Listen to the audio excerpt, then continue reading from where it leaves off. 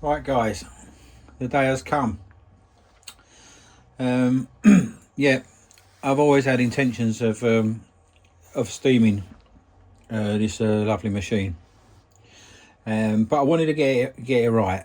And a couple of last week, I had my grandson round, and I showed him the machine. It was middle of the week. I was busy with work, and I said to him, "All right, when I steam this for the first time, I said I want you to be here."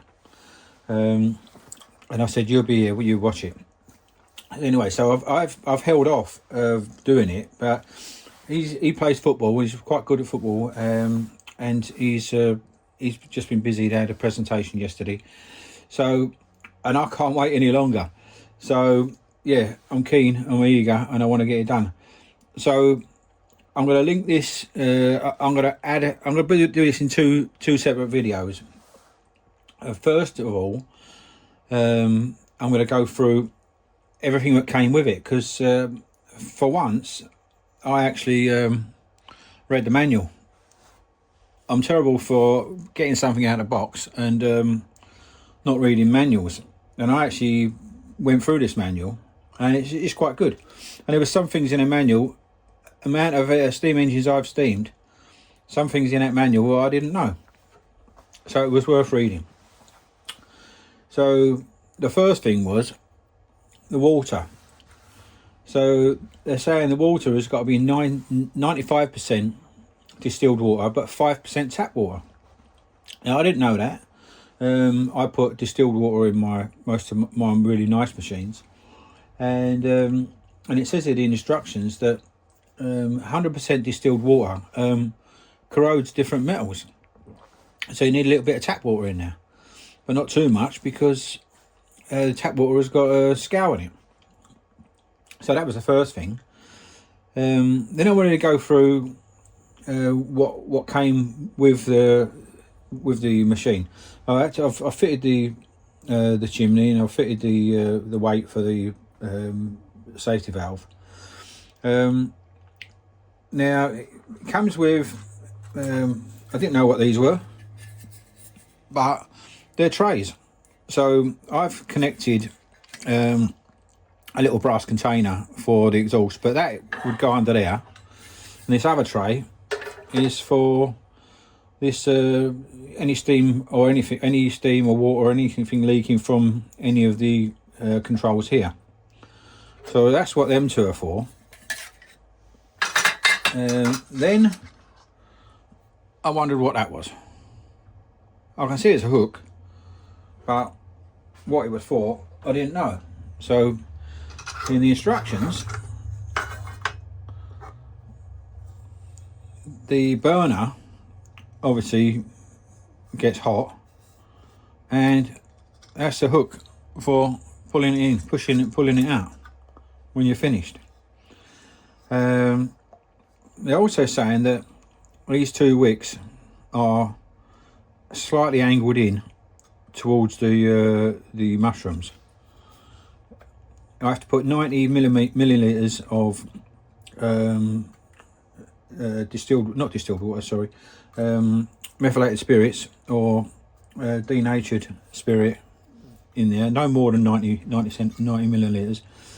And it also says that when you light this, it's quite possible that you'll get flames come out of the filler and out of the handle. And it says you shouldn't worry about that. You shouldn't even try and put it out. It will go out by itself. So you live and learn. I didn't know that. Then you've got this cover. So if you want, when you want to put a flame out, the cover goes on there, and it actually clips around the pipe. So that will help extinguish the flame. So that's good. It comes with a little funnel, and a little hose. Now I think that hose is probably for your pump, your water pump. I'm not going to connect the water pump today. I just want to get it going. Obviously it comes with Marklin superheat steam oil, So that's one thing, I will be using that. And lastly, it comes with this little spanner with a nice little angled head. I thought, what's that for? Well, actually, the handles get hot, and there you go. You can, it's for adjusting the handles while the machine's running. Everything's hot. Really good idea. I never thought of that. I didn't know. I've never known any other machine come with a spanner. So pleased with that. Impressed. Very impressed. You can see it's a premium item. And these feet, these little feet, rubber feet. You get a box of, you get a pack of 4, and it goes on, clips onto the end. Fits nice and firmly, and now don't move about. So very impressed, very impressed. And what can I tell you about the machine? Well, I know that they've tried to reproduce as best they could with the versions what were made in the 1900s, early 1900s. They've had to make some allowances because obviously there's new safety regulations now compared to what there was almost 100 years ago. So there's been some changes, but nothing too much. The colour scheme is the same as near as they could get it to the original, a black base with a green main base with the nice pinstriping. All the handles have got sort of a plastic coating. The drain valve is screwed up. It won't work, and that's so. If you look at some newer machines, they've got like a wheel, little turning knob rather than a handle, and that's because a handle can be knocked accidentally. And if you've got this under steam and you knock the drain valve accidentally, you're going to let through some superheated water, and it's obviously it's dangerous. So that was why that's why that's disconnected, screwed up. But you can take the screw out and make it work. It's optional, but that's how it comes from the factory. Yeah, so it's got a manometer. It's got a whistle on the same sort of steam supply as the pressure gauge. So I would imagine you get your pressure gauge, and then if you want your whistle, you just how's that? But it's on the same arm. So you've got your higher and lower levels of your water. It's a little red sort of markers, and it says no more than 900 millilitres. I'll probably be half filling it today because I won't be running it for long. There's 4 different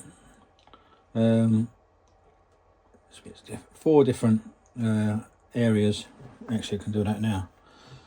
4 different reservoirs for your steam oil. A couple of drips in there. A couple of drips in each one. I watched a few of these. There's quite a lot of videos on YouTube, but I don't think anyone really done a review. There is one. I think the best review is by Cat Stevenson. He's done a really good review, but obviously it's in German, so I'm just but there is subtitles come up there, so you can get what he's saying, but he does a really good review. So I'm just trying to do something similar but in English. I noticed that sometimes you get this YouTube do this auto dubbing. And the auto dubbing's, I know it's helpful, but it can be annoying because you've got a robot voice. And I don't like that. I don't like the robot voice. But it says in the instruction manual, if you want to keep this in pristine condition, don't use it. That's what it says in the manual. Don't use it.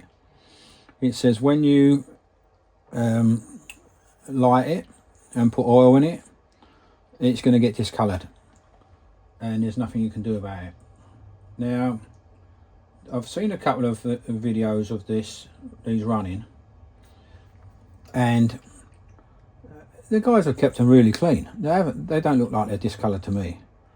So I think the key to it is making sure making sure you don't put too much methylated spirits in, or spirit, because if you put too much spirit in, the flame gets a lot higher. I only allowed a fire on a little dole.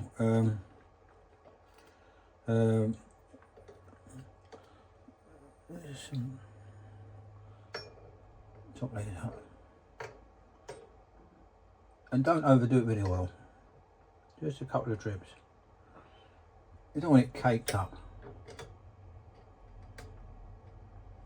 You know, I want it oiled, but it's the oil that drips everywhere and stains everything.